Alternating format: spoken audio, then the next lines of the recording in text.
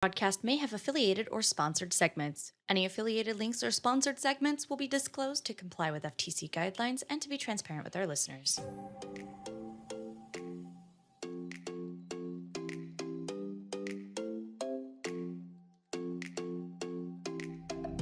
Welcome to the Craft Cove, a place where we discuss current crafts, future projects, and learn more about various crafting forms that we enjoy the most. I'm your host, SleepingLunaDesigns, but you can call me Liz. It's great to have you here, friend. Let's catch up on some crafty goodness. This is our first episode of the Craft Cove, and I am absolutely thrilled to be finally making this dream into a reality. For our first episode, I'd like to give you an insight as to who I am, what I love to make, and some current projects I'm working on. We'll also talk about some of the things I want to do in the future with this particular podcast, so you know what to expect when you come to the Craft Cove. I am so utterly excited to be starting this podcast. This is such a passion project that I have been planning for a while, so thank you so much for being here. This episode, like I said, we're going to be doing an introduction as to who I am so you know what you're getting into. We'll also talk about what projects I'm currently working on, how progress on those are going, and what I hope to get accomplished by the next time that we catch up.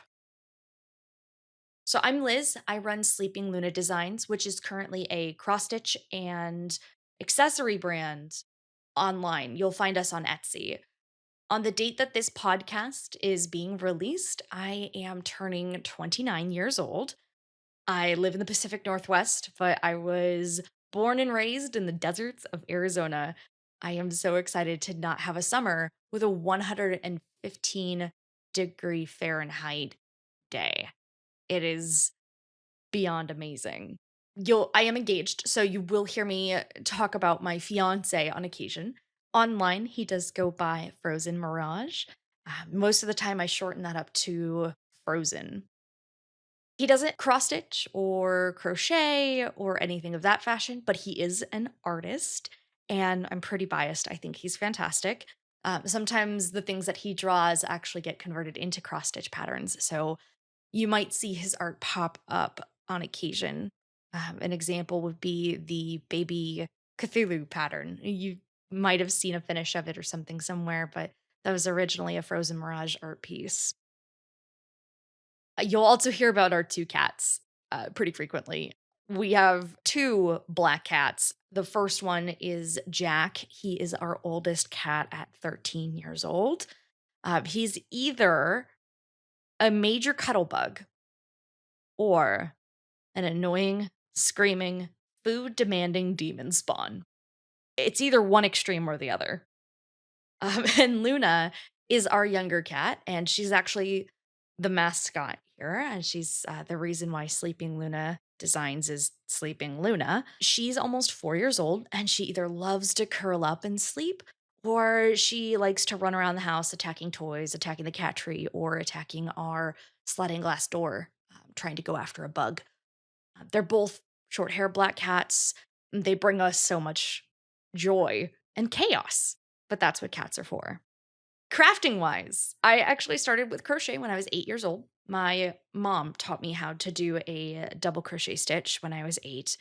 We never really finished anything except for some strips of Afghans from the Mile a Minute Afghan pattern book that she had. Eventually, I did some jewelry making, and I also made some friendship bracelets. Actually, the friendship bracelets were so much fun, and their pattern design is very similar to cross stitching. So I really want to start doing that, and I might actually start some video tutorials on that coming soon. So keep your eyes out. And after a long hiatus on crafting, I actually got into cross stitching for the very first time in 2018 and instantly became obsessed. A few months later, I opened up my Etsy store and we haven't looked back. More recently, crochet did a full circle and came back into my life, and it's been just such a joy to explore different forms of crafting all over again. Let's keep it light today. Let's keep this very light, very casual, very getting to know you. I think that a person's works in progress are a very great way to tell about an individual as a whole. So let's start off by talking about my current works in progress pile. Some of the times during this podcast, you may hear the terms works in progress, projects, and whips completely interchanged, but they all do mean the same thing. I'm finishing up a geometric heart cross stitch that was Pride themed for a charity giveaway. This one is such an incredibly fun piece to do because of all of the different triangles and the different elements. It's nice to have all of these triangles actually separated out by a singular row in between all of them, and it's great for floss usage. It's been great with all the different color changes. I've absolutely fallen in love with it. This particular pattern is called Triangles of the Heart by Cross Stitch with Art over on Etsy. They had this pattern was very easy to read, and I liked the color selection. The only reason that this particular piece has held me up for longer than it should have was actually because I ran out of the yellow shade, which is DMC 307. I ran out of it.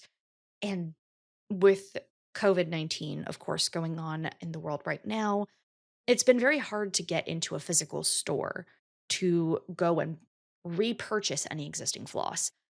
Also, our local Joann's is really out of everything. It's been a very interesting experience. So we finally got into our local craft store and was able to pick up some additional floss. So we're back on track with the triangles of the heart piece. A friend of our community, you may know her on Twitch as Serenadia. She's actually running a community specific summer stitch along. She runs seasonal stitch alongs for her community members to participate in, which is such a fantastic idea. This one is a choose your pattern, choose your own pattern, but stick within this certain specific object. So the summer community stitch along is a biscornu. Now, I've never made a biscornu before. Like I said in the introduction, I'm very new to cross stitch, with only coming in at 2 years experience at this point. So Biscornu is still something I hadn't tackled as of yet. And I have just decided to hop in and double challenge myself. So I am actually following the Rainbow Unicorn Biscornu pattern by Just Plain Jen, Plane, not the plain, like, simple. It's very cleverly spelled. I very much like that. I'm doing this on 28 count hand painted linen that I got on 123stitch.com. Not sponsored by them. However, I absolutely love 123stitch.com for fabric and online ordering. The very quick shipping and a lot of selection. So you're able to find something really for any piece that you're looking for. This hand painted linen was just absolutely stunning. This is the first time I've actually stitched on linen. So I'm actually really learning the appeal of linen and even weave. The needle just glides through the fabric like butter, and fractional stitches are beyond incredibly easy with this. And it's really opening up various avenues as to what you can work on and how projects are going to look and feel when they're finished. Counting has been the biggest pain for me at this point. Anyone who knows me in real life and has seen me cross stitch, or even if you've seen me cross stitch on Twitch, you'll know that counting and I don't particularly get along. Counting and I are not the greatest of friends. So it's been very interesting in trying to adapt to the one and two and method of counting to make sure I'm not skipping any stitches. But so far, nothing bad has happened on this front. It's a little bit of an adjustment period for sure. I actually need to catch up on the Lunar Princess stitch along, which, if you're new to Sleeping Luna Designs as a whole, this is actually my stitch along that I released back in April of 2020. It's inspired heavily by Sailor Moon, very whimsical. Each chapter stitches up really quickly, which is what that's the feedback I've been getting back from most of the community, saying that each piece stitches up rather quick. As of recording this particular podcast, I'm a little bit behind, but by the date that you're listening to this, we will have released chapter 6, which has been revealed to be Pluto. The first 5 chapters were Mars, Saturn, Jupiter, Neptune, and Mercury. I've poured a lot of time and energy into this design, and we're probably going to go into it a little bit more in depth closer to the end of the SAO. We'll probably have a full episode discussing my thought process during designing, my why I decided to put certain elements, the end reveal, and what that's going to be like. All of the fun, good things. The last of the major cross stitch projects that I need to finish, it's the Universal Monster Stitch Along by the Witchy Stitcher. For those of you who have ever interacted with me on stream, or if you've ever seen any of the finishes from the Witchy Stitcher in my collection, the Witchy Stitcher is an absolutely fantastic individual. I very much adore her and her art style. She's very, very creative, very innovative with her take on horror and creepy, all of these things. And just to top it off, she's a fantastic human being. Her Facebook group is one of the most supportive areas for cross stitching on social media. It really is. It's very welcoming and open to anyone who wants to be there. Everybody's just welcome with open arms. Fantastic. I need to give some proper kudos to her. Witchy Stitcher is part of the major reason that I am doing what I'm doing at this point in my life. Witchy Stitcher is the one who pushed me to continue to be creative and to open up my store online and to just be my own version of crafty and creative. So, huge place in my heart for her. If you haven't seen what she does, she has her own website. I believe it's thewitchystitcher.com. If I am mistaken, definitely Google it. Any of her physical kits are going through her own website instead of Etsy now, so highly recommend.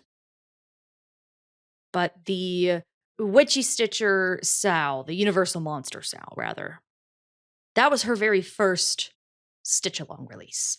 That came out in 2019. I just saw a picture of it come up on my Facebook timeline from the very first room that came out, which was the Phantom of the Opera. And to think it's already been a year since that project started, it's really crazy. There's only one tiny little portion that I have to finish. It's the very top right hand corner of the buildings on the top of the mansion. I have messed up somewhere by one stitch, and I cannot seem to find my mistake. When I tore out a lot of my stitches, tore a tiny little piece of the fabric. So I am not completely torn. It still has a couple of strands of the actual Ada cloth left. It's one of those moments where when you get frustrated with a project, you throw it across the room or you put it in the banished bin uh, and tell it it's misbehaved for a while. So that's currently where the Universal Monster Sal is for me. But I do need to pull that out and finish it. It has been so long since that project began that I feel almost guilty that it hasn't finished yet.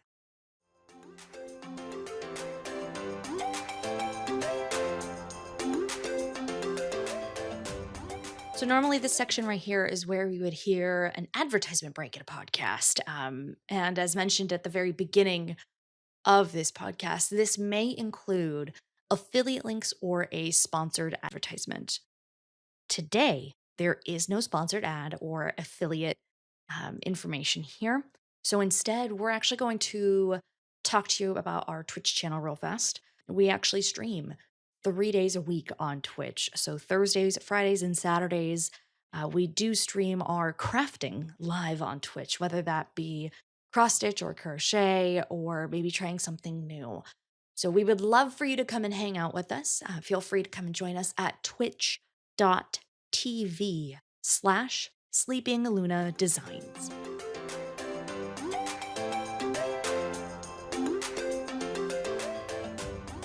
Outside of cross stitch, crochet has really come back to the forefront in my life again as another craft that I just thoroughly enjoy. We have two major projects already on our hooks. The first one is the Cross My Heart sweater by Meg Made with Love.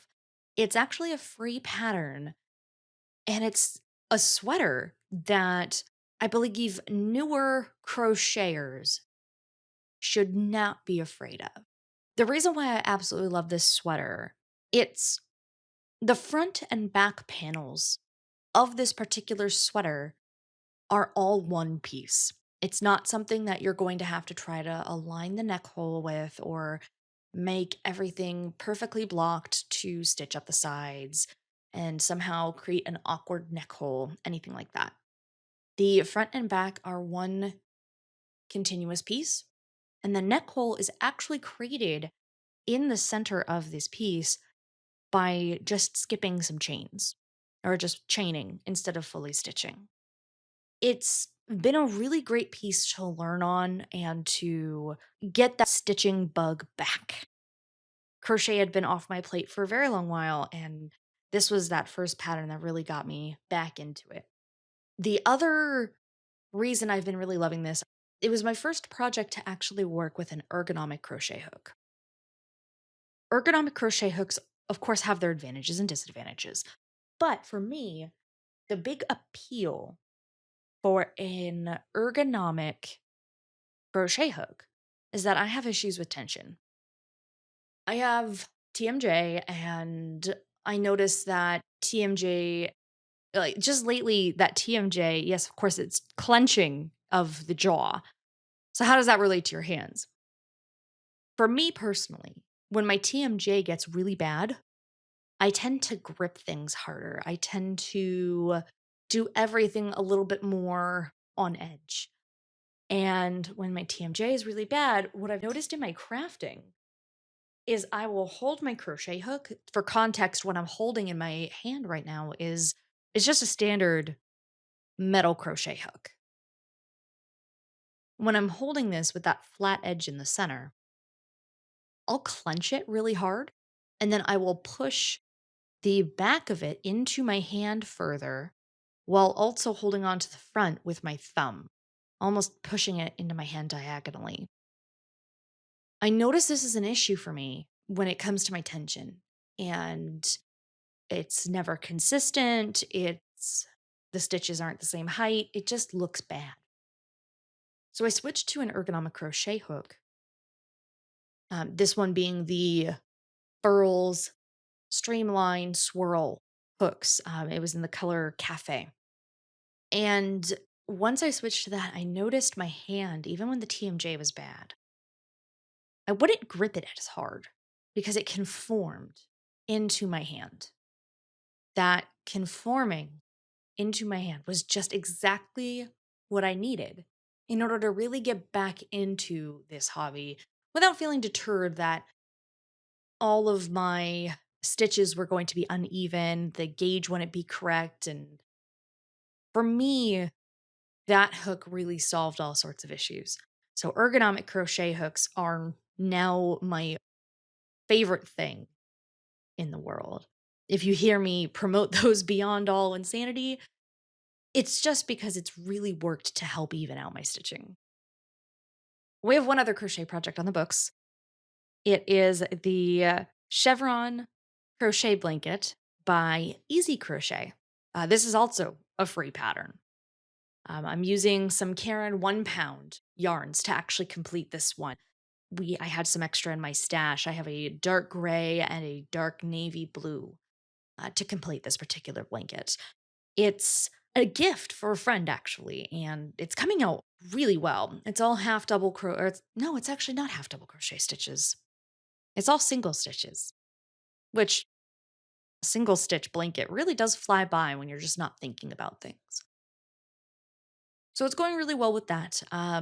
Part of me wishes that it was wider or that I would have chosen a wider starting chain. This particular free pattern is originally designed as a lap blanket, and it it's beautiful the way that it is. However, the intent for this particular gift is to have it lay on the couch so you can curl up underneath it when you're taking a nap. So almost a hybrid between what you would put on your bed, what you want to keep on your couch. I wish I would have gone a little bit wider on it simply because the individual who's receiving this particular gift has a little bit wider shoulders than what I estimated for, which is totally my fault. But either way, it's coming out fantastic. The chevrons look great. It's the perfect height, the perfect angles on this one. And if I keep stitching at it pretty religiously, I should get it done rather fast. I'm about a third of the way done with it at this point, and didn't start that long ago and haven't really worked on it much. So, very quick and easy project to whip up. So, those are all my current projects that are in the works. Now, let's talk a little bit about what's the rest of the year project wise for me looking like. It's July of 2020 when this is being released, almost August of 2020. And to think that I'm already heavily considering what I'm doing for Christmas, like Christmas presents and end of year crafting. It's crazy to think about that we only have just a few months until all of that comes to fruition. I really need to get on top of my Christmas list. It's crafting for your family members or for those that you love at this time of the year. It gets a little chaotic, if that makes sense. There's so much to do that you're not 100% sure if you're going to get it done, but this is actually the thrill seeking portion of the year. I actually just made the rough draft of my Christmas list. If you hear a snapping or any books opening up, it's actually my bullet journal with all of my information in my Christmas list in here for that. I think out of everyone that's listed in this, like I said, counting and I don't get along, there's 10 names on this particular list. And I think the ones this year that I feel the most pressure for are actually my parents. This is the second Christmas away from home, but this is also just hot off the heels of getting engaged in 2020 and starting to plan a wedding and starting uh, to actually purchase things for said wedding. It's hot off the heels of all that, and I want to make sure that my parents know that they're appreciated during all of this since they have been so supportive of all the choices I want to make. So I think the pressure is really on for that for their gifts. They're going to tell me, "It's okay, make what you want, take your time." No, no, no, no, no, no, no. We all have those special individuals in our lives where the pressure is really the highest when it comes to gift giving. And for me, this year it's actually for them. Usually on the gift giving pressure list, it's actually for Frozen, but I'm not really sure what direction to go for him this year. So that might eventually come out. I'm not actually sure if he's going to be listening to this. So if he eventually hears what he's getting, he has to keep his mouth shut and not tell me that he knows. The last thing I want to talk about today in this episode, which has gone on for longer than I had expected, but I'm thrilled that it's going longer than I expected. What I want to do with this podcast. So, what I want to do with this podcast is a lot, to be honest with you. And Depending on the platform that you're listening to this on, comment below or send me an email at sleepinglunadesigns@gmail.com or comment on my social media and let me know what you want to hear about or if I'm crazy for expanding on this, anything of that fashion. Of course, part of what I want to do with this podcast is always keep you fully updated about what I'm working on, what's next in the plans for crafting, and also talk you through what I've learned. Mike, the community that I have come across online varies in experience, varies in knowledge, varies in techniques. So you're always constantly learning, whether you're stitching the same exact pattern that you've done 10 million times before, learning a brand new pattern, learning a new stitch, or trying to refine your own techniques, or even just cruising on Facebook or Reddit or anything else like that. You are always learning, which is part of what I love about crafting in any variety. And I think that sharing those learning moments, those teachable moments, even if you all already know the information, it's out there for someone else to discover and learn. And that's important to have various outlets for learning and for discovery. So even if something sounds a little silly, like teaching someone or learning about a loop start in cross stitch, or making sure you get your magic ring in crochet perfect, it could be something minor, but it could have a really big impact on someone else. So I definitely want to continue educating myself and sharing those experiences with all of you. Another part of what I want to do with this podcast, I want to highlight some of my favorite creators online. Doesn't matter which particular platform they're on. I just want to make sure that if they inspire something, or if they kick that stitching bug back into gear, or whatever it may be, that we do some shout outs on each episode. Of course, we already know who I was gushing over this particular episode, so we won't do any additional ones today. But the point still stands as we will do some community shout outs and maybe even get them on to talk about what inspires them, to talk about how they learn, all of the information that we love to know about other crafters. So part of it could be that as well. And of course, the third portion of what I really want to do here, I want to teach myself about new crafting things. Then I also want to educate and share it with you. If you've ever heard of the method, teach the teacher. Essentially, what I've seen with this particular education method, I might have the name wrong, so please excuse me on my lack of theory and my lack of knowledge of teaching methods. I will learn a technique or I will go and research and teach myself all of these things. But then after I'm the student, I want to become the teacher and I want to educate others on these things that I have learned. And the hope here is that we can all learn from each other. Or if you've completely learned something new, you can go and teach someone else what you know. Or you can come back and teach me even more about a particular craft. The constant wheel of education is so important to me to keep pushing myself and learning more. I'm really hoping to foster that idea here within the podcast. And then of course outside of crafting, personal updates are always very important. We want to get to know the individual who's behind the voice, the individual behind the microphone. Of course, there's other ways to always do this. We have Twitch and Discord and all sorts of crazy things that you can access and reach us on. But in all honesty, some updates, some things, it's easier to say them out loud rather than writing them down. So sometimes a free form podcast of just life updates might be necessary. It's therapeutic. It's nice to just put that out into the universe.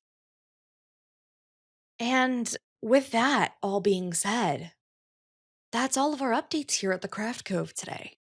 Thank you so much for being here and for listening to the podcast. It really does mean a lot to me that you're here and that you're wanting to be part of the Craft Cove. If you want to keep the conversation going, feel free to join us on Twitch from Thursdays to Saturdays over at twitch.tv/SleepingLunaDesigns. We stream various crafts 3 days a week, so feel free to come and join us there. You can also join us on Instagram by following at SleepingLunaDesigns. And feel free to also browse our crafting store for patterns and accessories over at sleepinglunadesigns.etsy.com. Thank you again for joining me here for our first episode of The Craft Cove. We'll catch up soon.